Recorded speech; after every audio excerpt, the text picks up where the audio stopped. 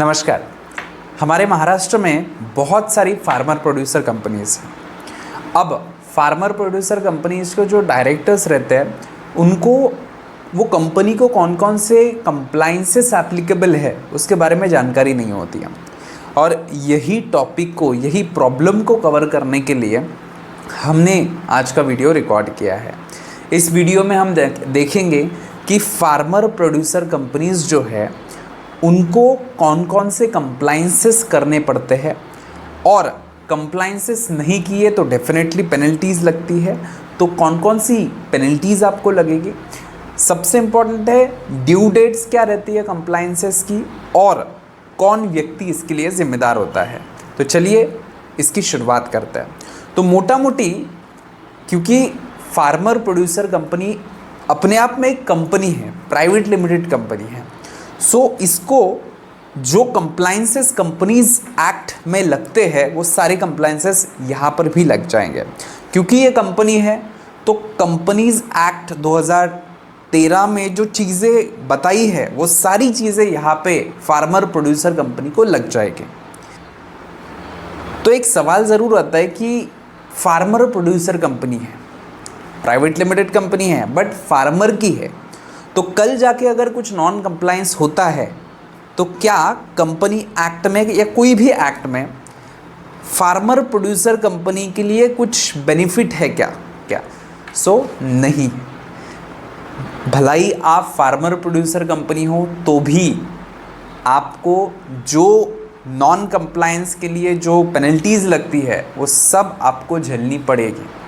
उसमें ये नहीं देखा जाएगा कि आप फार्मर प्रोड्यूसर कंपनी हो, आपके लिए कुछ अलग से बेनिफिट उसमें नहीं है। मेनली 5-6 चीज़ें बहुत ज़्यादा इम्पॉर्टेंट है। ये जो पीपीटी हम कवर करेंगे उसमें 100% कवरेज नहीं है, लेकिन ये पीपीटी में जो चीज़ें बताई है वो बहुत इम्पॉर्टेंट है, वो चीज़ें कोर है, मेन है, वो चीज़ें हम छोड़ नहीं सकते। ये बोल सकते हैं ये मेन चीज़ें हैं, ये चीज़ें आपको तो फॉलो करनी ही करनी है। इसके अलावा भी चीज़ें रहती है लेकिन मेन चीज़ें ये है, ये चीज़ें छूटनी नहीं चाहिए। फार्मर प्रोड्यूसर कंपनी में मेन 5-6 चीज़ें, एक तो कंपनी एक्ट आपको लगेगा, दूसरा अगर आपने जीएसटी आपको एप्लीकेबल होगा तो जीएसटी एक्ट लगेगा, तीसरा इनकम टैक्स एक्ट लगेगा अगर वो पर्टिकुलर डेफिनेशन में आप आते हो, चौथा PF, ESIC, PT professional tax जिसे बोला जाता है, ये मोटा मोटी जो है वो आपको एप्लीकेबल होगा, टीडीएस आपको एप्लीकेबल होगा, ये सारी चीज़ें आपको एप्लीकेबल होगी। तो हम स्टेप बाय स्टेप चलते हैं। सबसे पहले हम बात करते हैं कंपनी एक्ट की, कि जो कंपनी एक्ट 2013 है उसके अंडर आपको क्या क्या करना पड़ेगा। चीज़ें मराठी में कवर है लेकिन मैं हिंदी में उसे एक्सप्लेन करूँगा।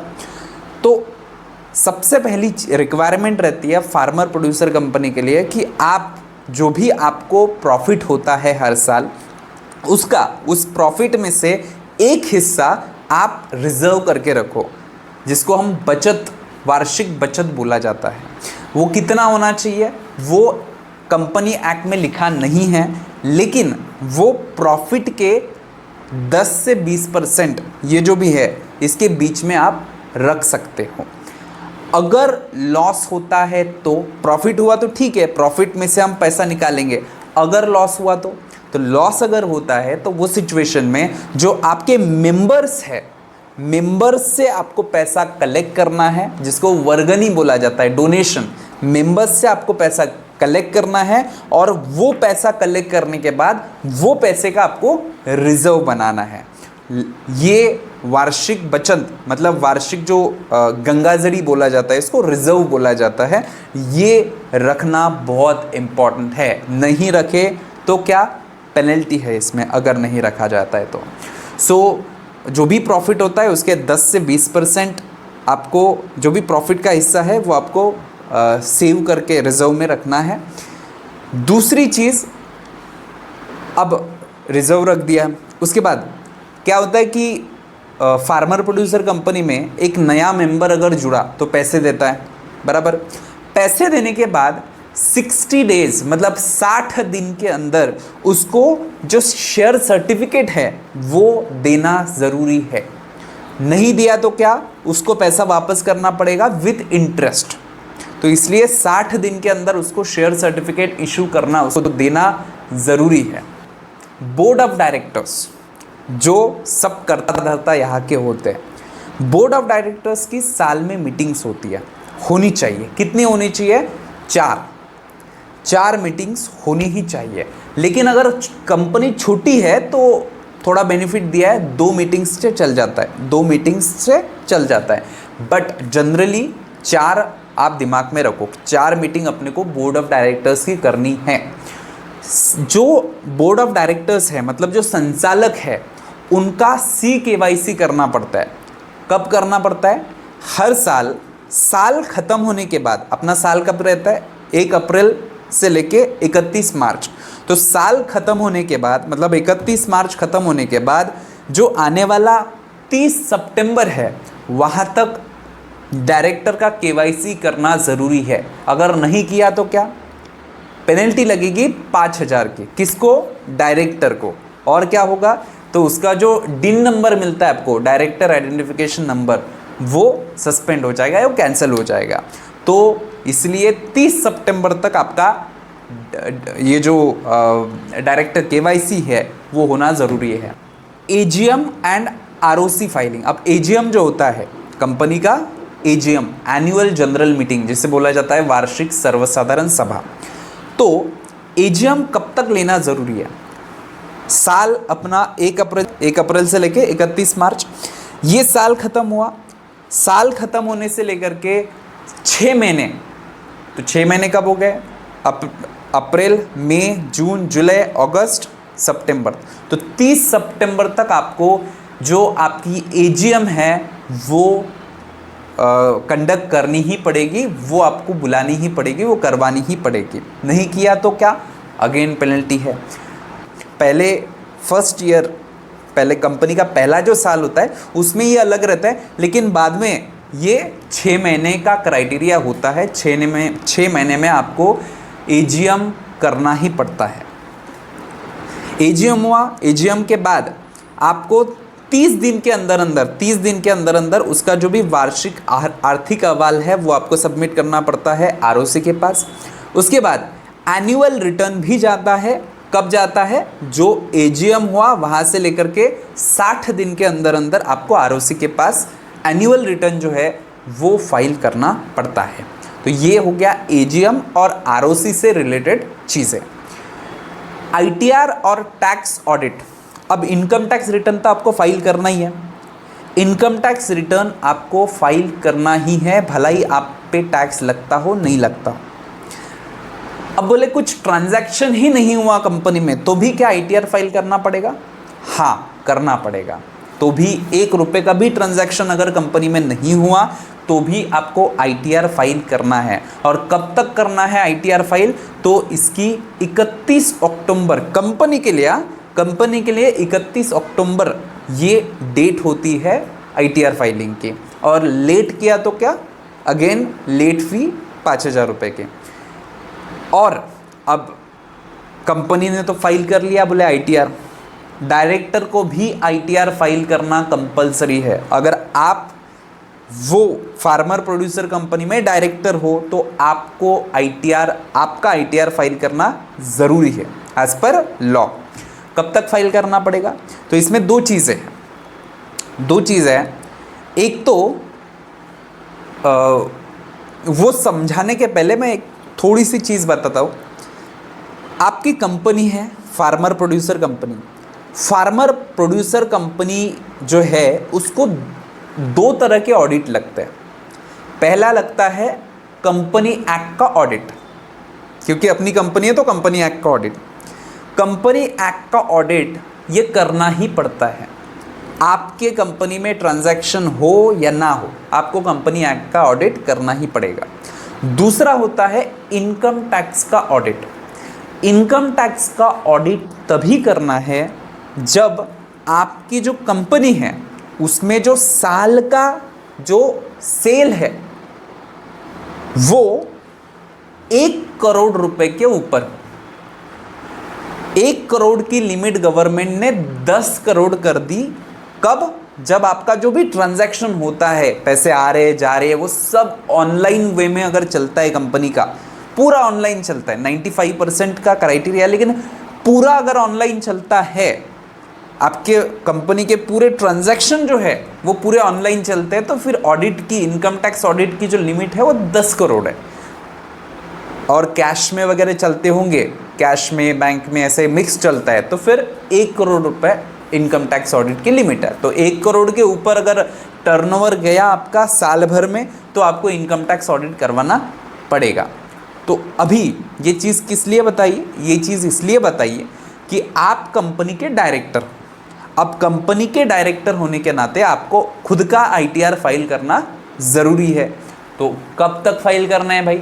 तो साल खत्म होने के बाद अगर आपकी जो कंपनी है उसको इनकम टैक्स का ऑडिट अगर लगता है, इनकम टैक्स का ऑडिट कब लगेगा? जब कंपनी का जो टर्नओवर है वो 1 करोड़ के ऊपर जाएगा। अगर आपके कंपनी को इनकम टैक्स का ऑडिट लगता है तो आपके लिए जो ITR की ड्यू डेट है वो यहाँ पे 31 अक्टूबर है। एंड अगर कंपनी को इनकम टैक्स का ऑडिट नहीं लगता, मतलब टर्नओवर कम है, 1 करोड़ से कम है, तो इनकम टैक्स का ऑडिट लगेगा ही नहीं, तो वो सिचुएशन में आपके लिए, डायरेक्टर के लिए जो ड्यू डेट है ITR की वो है 31 जुलाई। अब इनकम टैक्स की बात कर ली हमने, कंपनी एक्ट की बात कर ली, GST रिटर्न की बात करते हैं। तो GST कब लगता है? जब आपका साल भर का टर्नओवर 40 लाख इन महाराष्ट्र में आपका साल भर का जो टर्नओवर है, अगर आप गुड्स बेचते हैं तो सर्विस के लिए 20 लाख की लिमिट है, गुड्स के लिए 40 लाख की लिमिट है। कहाँ पे? महाराष्ट्र में। तो उसके ऊपर अगर आपका टर्नओवर जाता है तो आपको GST रजिस्ट्रेशन लेना पड़ेगा। अब आपके कंपनी में GST लगेगा कि नहीं लगेगा? आप कुछ बना रहे हो तो GST वो प्रोडक्ट पे लगेगा कि नहीं लगेगा? तो सिंपल है कि जो भी आप चीज़ें बना रहे हो, फॉर एग्ज़ाम्पल आप जो खेती करने वाले लोग होते हैं, मतलब फार्मर्स होते हैं, उनसे आप कुछ चीज़ें ले रहे हो, उसमें कुछ प्रोसेसिंग कर रहे हो जो कि फार्मर खुद नहीं करते। अगर वो खुद कर सकते हैं या फिर करते हैं तो फिर GST नहीं आएगा। फार्मर खुद अगर नहीं करते तो फिर GST वो चीज़ पे लग जाता है। तो आप सपोज़ राइस है, तो राइस जब धान निकलता है तो धान का जो भी हो, अब तो धान मतलब राइस निकलने के पहले जो धान रहता है, तो धान जो फार्मर्स रहते हैं वो खुद निकालते हैं, तो वहाँ तक कोई GST नहीं है। तो आप वो क्या कर रहे हो, धान ले रहे हो और धान बेच रहे हो, उसमें कुछ बदलाव नहीं कर रहे हो। धान ले रहे हो, धान बेच रहे हो, कुछ बदलाव किया क्या आपने? कुछ चेंज किया क्या? कुछ प्रोसेसिंग किया क्या? नहीं किया। अगर कुछ प्रोसेसिंग नहीं करते हो तो वो पर्टिकुलर चीज़ पे GST नहीं आएगा, राइट? हाँ। सो अभी अगर GST एप्लीकेबल होता है तो फिर रिटर्न फाइल करने पड़ते हैं, उसके GST के रिटर्न फाइल करने पड़ता है। तो कब? तो 2 तरह के रिटर्न फाइल होते हैं इसमें, एक तो GSTR 1, दूसरा GSTR 3B। और इसमें एक ऑप्शन रहता है कि आप क्वार्टरली भी फाइल कर सकते हो या मंथली फाइल कर सकते हो। तो मंथली अगर मतलब मासिक मतलब मंथली अगर आपने सिलेक्ट किया है तो GSTR 1 की तारीख क्या रहती है, कब तक फाइल करना पड़ता है? तो पुढील महिन्याच्या 11 तारखेपर्यंत, मतलब जो महीना ख़त्म हुआ वो महीने का रिटर्न जाएगा अगले महीने के 11 तारीख तक। और GSTR 3B जो होता है वो जाएगा 20 तारीख तक, मतलब महीना ख़त्म हुआ, महीना ख़त्म होने के बाद अगला जो भी महीना आने वाला है उसकी 20 तारीख तक आपको GSTR 3B फाइल करना है।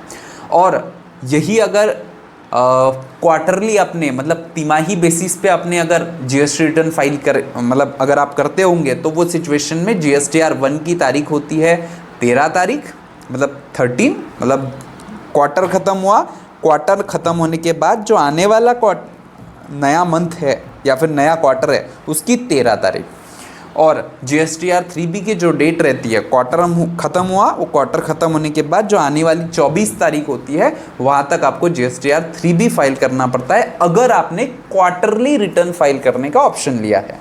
उसके बाद GST में आपको वार्षिक मतलब एनुअल रिटर्न भी फाइल करना पड़ता है, लेकिन वो तभी फाइल करना पड़ेगा जब आपका साल भर का जो टर्नओवर है मतलब सेल्स है वो 2 करोड़ के ऊपर जाए। तो 2 करोड़ के ऊपर अगर आपका टर्नओवर नहीं है तो आपको ये एनुअल रिटर्न फाइल करने की ज़रूरत नहीं है। और अगर आपको फाइल करना पड़ रहा है 2 करोड़ के ऊपर अगर आपका टर्नओवर है तो वो सिचुएशन में कब तक फाइल करना है, तो 31 दिसंबर तक आपको फाइल करना है। तो साल खत्म हो गया, 31 मार्च खत्म होगा, 31 मार्च खत्म होने के बाद जो आने वाला 31 दिसंबर है वहाँ तक आपको वो एनुअल रिटर्न GST का फाइल करना है अगर आपको लगता है तो। कब लगेगा, जब 2 करोड़ के ऊपर आपका सेल्स जाता है साल भर में तब। इसके बाद अब TDS से रिलेटेड चीज़ें बहुत इसमें प्रॉब्लम्स होती है समझने के लिए कि TDS क्या है, TDS कब लगेगा, वो सारी चीज़ें। अब TDS के अलग अलग, TDS मतलब क्या होता है, टैक्स डिडक्टेड एट सोर्स। मतलब सपोज मैं फार्मर प्रोड्यूसर कंपनी हूँ, मैं क्या करता हूँ, मैं किसी कॉन्ट्रैक्टर की सर्विस लेता हूँ। कोई कॉन्ट्रैक्टर है, सपोज लेबर कॉन्ट्रैक्टर है, मैंने क्या किया, उसकी सर्विस ली, बराबर। कोई बिल्डिंग बनानी है भाई, बिल्डिंग बनाने के लिए वो बंदे ने, लेबर कॉन्ट्रैक्टर जो भी है उसने सर्विस दी मेरे को, मैंने सर्विस उसकी ली। अब मैं पेमेंट करूंगा उसको, बराबर। तो वो पेमेंट करते समय गवर्नमेंट ने क्या बोला कि आप पेमेंट पूरा मत करो। सपोज उसका पेमेंट बनता है 1.5 लाख का, तो 1.5 लाख का पूरा पेमेंट मत करो, कुछ आप हिस्सा जो है वो डिडक्ट करो और आप गवर्नमेंट को पे करो। वो जो डिडक्ट आप करते हो वो TDS होता है। तो आप जब पेमेंट कर रहे हो सामने वाले को, उससे जब पेमेंट कर रहे हो उससे TDS डिडक्ट करो, गवर्नमेंट को पे करो, बराबर। तो TDS के अलग अलग सेक्शंस होते हैं, लेकिन ये सबसे ज़्यादा यूज़ होने वाले सेक्शंस ये है। कौन से, 194J। ये सेक्शन ध्यान रखने की ज़रूरत है क्या, बिल्कुल नहीं। आपको मोटा मोटी पता होना चाहिए कि जब आप एक्चुअल में व्यवहार करोगे तब आपके दिमाग में होना चाहिए कि भाई इसका TDS काटना है कि नहीं काटना। तो 194J, अब ये 194J ये होता है प्रोफेशनल लोगों का, मतलब CA, CS, लॉयर, आर्किटेक्ट।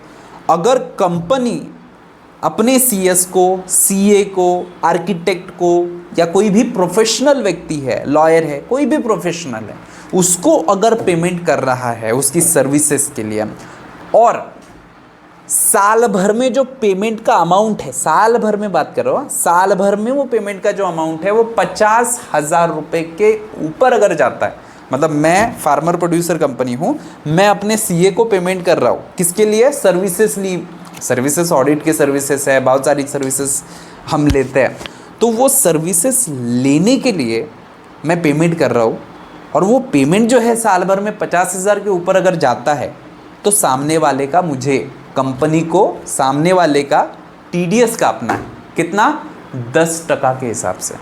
तो for example farmer producer company हूँ मैं फार्मर प्रोड्यूसर कंपनी मेरे CA को 60,000 का पेमेंट कर रहा हूँ साल भर में, ठीक है। पेमेंट कैसे भी हो सकता है, 10,000 10,000 10,000 ऐसे टुकड़ों में हो सकता है, वन टाइम भी हो सकता है।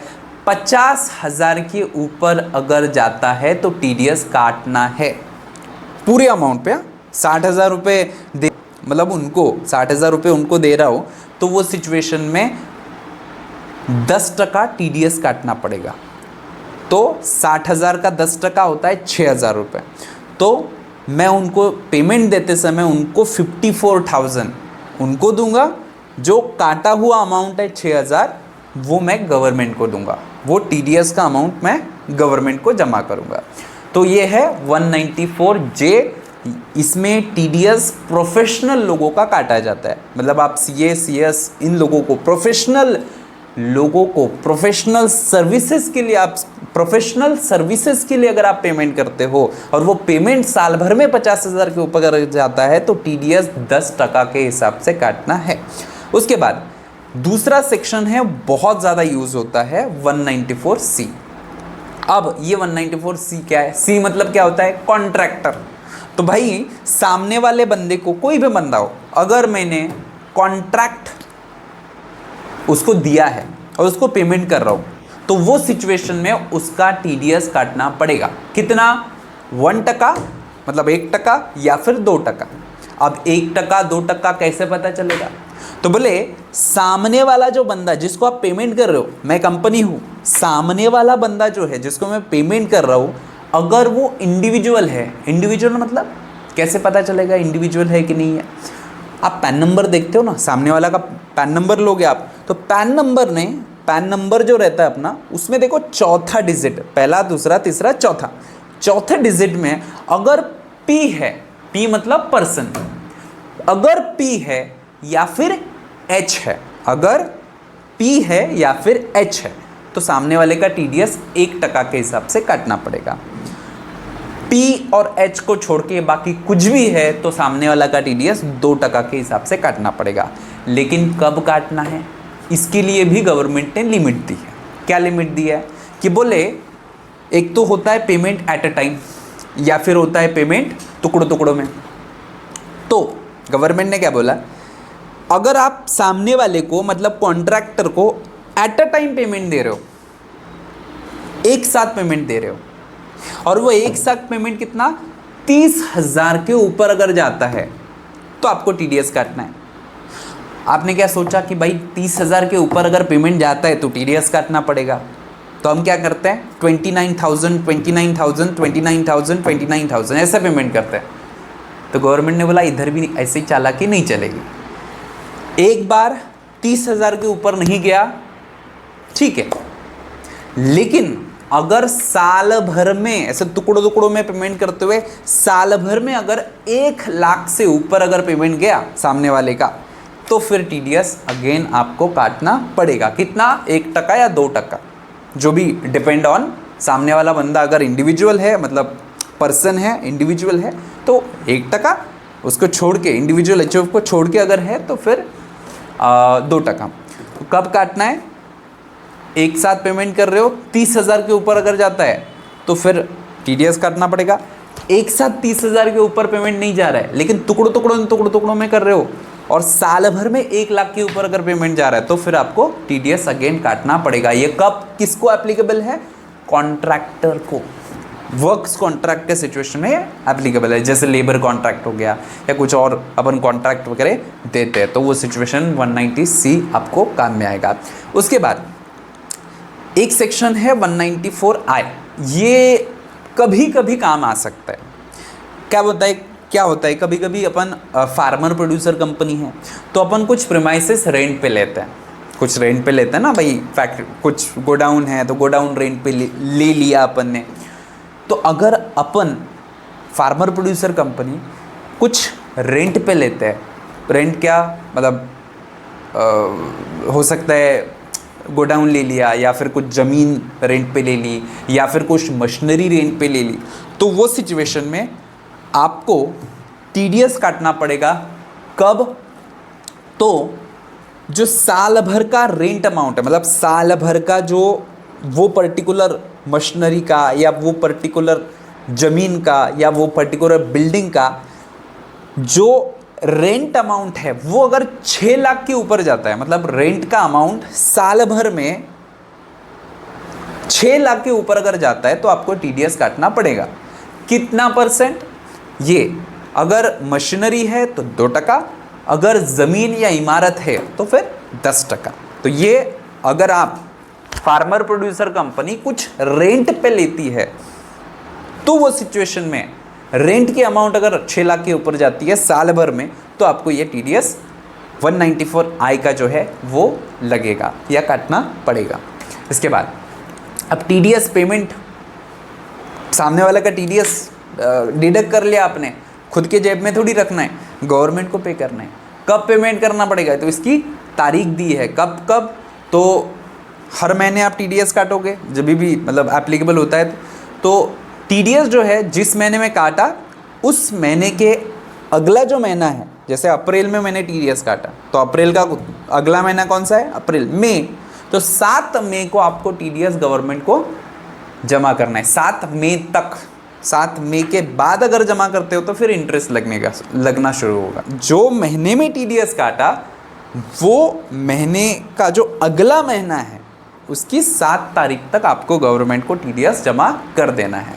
उसके बाद अब मार्च महीने के लिए, क्योंकि मार्च में बहुत ज़्यादा काम होता है, उसके लिए जो TDS पेमेंट करने की जो डेट है, गवर्नमेंट को जो डिपॉजिट अपन कर रहे हैं उसकी डेट 30 अप्रैल गवर्नमेंट ने बताई, क्योंकि मार्च थोड़ा हैक्टिक रहता है इसलिए। अब TDS जमा कर दिया, TDS का रिटर्न भी तो फाइल होता है, और TDS का रिटर्न क्या होता है, क्वार्टरली फाइल होता है, मतलब 3 महीने में एक बार। तो कब तो अप्रैल से लेके जून जो पहला क्वार्टर है उसका TDS रिटर्न जाएगा 31 जुलाई तक, और बाकी जो रिस्पेक्टिव मंथ है उसका TDS की रिटर्न की जो ड्यू डेट है वो यहाँ पे दी है। इसके बाद प्रोफेशनल टैक्स महाराष्ट्र में ये कंपलसरी है। अब प्रोफेशनल टैक्स की अगर हम बात करें तो 2 तरह का, एक तो रहेगा कंपनी का खुद का रहेगा PT प्रोफेशनल टैक्स, दूसरा होता है जो एम्प्लॉय कंपनी में है उनका रहेगा PT। कंपनी का खुद का जो प्रोफेशनल टैक्स है वो कंपनी को तो भरना ही है, मतलब कंपनी आपने शुरू की, फार्मर प्रोड्यूसर कंपनी आपने शुरू की तो आपको प्रोफेशनल टैक्स भरना ही है। कितना रुपए भरना पड़ेगा, तो महाराष्ट्र में 2500 रुपये, 2500 रुपये आपको भरना है। ये आपका खुद का हिस्सा हो गया, किसका, कंपनी का खुद का हिस्सा। अब दूसरा एम्प्लॉय भी रहते हैं कंपनी में, तो एम्प्लॉय का भी हिस्सा जाना चाहिए गवर्नमेंट को। तो यहाँ पे प्रोफेशनल टैक्स कब लगेगा, तो यहाँ पे दिया है कि अगर मैन है, मतलब पुरुष हैं, तो उनकी अगर सैलरी 7,500 रुपये तक है पर महीना तो फिर PF नहीं लगेगा। 7,500 पर महीने से लेकर के 10,000 के बीच है तो आपको, मतलब वो बंदे का PF आपको काटना पड़ेगा 175 रुपये। 10,000 रुपये या उससे ऊपर अगर सैलरी है उसकी, मतलब 10,000 के ऊपर अगर सैलरी है तो वो सिचुएशन में 200 रुपये पर मंथ के हिसाब से आपको उसका PT आपको प्रोफेशनल टैक्स उसका काटना है। और ये काटने के बाद कहाँ, जेब में थोड़ी रखोगे उसको। सपोज़ 15,000 रुपये उसकी सैलरी है, उसमें से आपने जो भी पर मंथ 200 के हिसाब से जो भी डिडक्ट किया है वो जेब में थोड़ी रखोगे, गवर्नमेंट को पे करना है। एम्प्लॉय जो है वो लेडीज़ है तो वो सिचुएशन में 10,000 तक PT नहीं लगेगा। महाराष्ट्र की बात कर रहा हूँ, और 10,000 के ऊपर अगर सैलरी जाता है तो सिचुएशन में अगेन 200 रुपये पर मंथ के हिसाब से PT जो है वो आपको उसकी सैलरी में से डिडक्ट करना है और गवर्नमेंट को जमा करना है। अब इसमें 200 रुपये पर मंथ, 12 मंथ का 200 रुपये कितना हुआ, 2400, लेकिन कितना जमा करना है, 2,500 रुपये। तो बोले मार्च महीने में 300 रुपये जमा करो। मार्च महीने में जो है 200 की जगह 300 रुपये वहाँ पे आपको डिडक्ट करना है। Provident fund and ESIC, employee state insurance corporation, company को PF कब लगेगा, प्रोविडेंट फंड जो है वो कब लगेगा, PF तभी लगेगा आपकी कंपनी को जब आपके कंपनी में रेगुलर एम्प्लॉयज 20 से ऊपर है। 20 से ऊपर अगर आपके कंपनी में एम्प्लॉयज है तो वो सिचुएशन में आपके कंपनी को PF लगेगा। और ESIC कब लगेगा, जब आपके कंपनी में 10 से ज़्यादा लोग हैं तो आपको ESIC लग जाएगा। And ESIC is for Maharashtra and PF तो वो ऑल ओवर इंडिया है। और इसकी कितना डिडक्ट करना पड़ता है या कितना भरना पड़ता है, वो सारी चीज़ें कैलकुलेशन का पार्ट है। अगर PF लगता है तो फिर वो भरना पड़ेगा अमाउंट जो भी PF का है, अदरवाइज़ PF भरने की ज़रूरत नहीं है। ESIC की सिचुएशन में भी सेम चीज़ है। तो PF कब लगेगा, जब 20 से ज़्यादा एम्प्लॉय आपके कंपनी में है तब। ESIC कब लगेगा, जब आपके कंपनी में 10 से ज़्यादा एम्प्लॉय हो गए तब। फसाई जिसे बोला जाता है, इसका लाइसेंस फूड लाइसेंस जिसे बोला जाता है। बोले फूड लाइसेंस क्योंकि फार्मर प्रोड्यूसर कंपनी है, फूड से रिलेटेड चीज़ें रहती है, अपनी खाने पीने की चीज़ें से रिलेटेड चीज़ें रहती है, तो फूड लाइसेंस जनरली अपने को एप्लीकेबल हो जाता है। अब फूड लाइसेंस ले लिया आपने, 1 साल के लिए मिलता है, 2 साल 5 साल ऐसे मिलता है वो, तो आपने ले लिया लेकिन रिन्यू नहीं किया तो क्या होगा, तो बोले 100 रुपये पर डे के हिसाब से आपको लेट फ़ी लगेगी या पेनल्टी लगेगी। और आपने 180 दिन तक रिन्यू ही नहीं किया तो वो सिचुएशन में वो फूड लाइसेंस जो भी है वो लैप्स हो जाए, मतलब कैंसिल हो जाएगा। एंड ये मोटा मोटी चीज़ें फार्मर प्रोड्यूसर कंपनीज़ को लगती है। अगेन मैं बोल रहा हूँ ये 100% चीज़ें नहीं हैं, बट ये क्रूशियल चीज़ है, ये तो आपको फॉलो करनी ही है। अगर ये फॉलो नहीं किया तो धड़ाधड़ पेनल्टी लगती है। मतलब ऐसा कुछ नहीं होगा कि फार्मर है, फार्मर की कंपनी है तो लेट फी वेव माफ़ हो जाएगी, ऐसा कुछ नहीं होता। सो इट्स वेरी इंपॉर्टेंट कि आप ये कंप्लाइंसेस की तरफ ध्यान दो।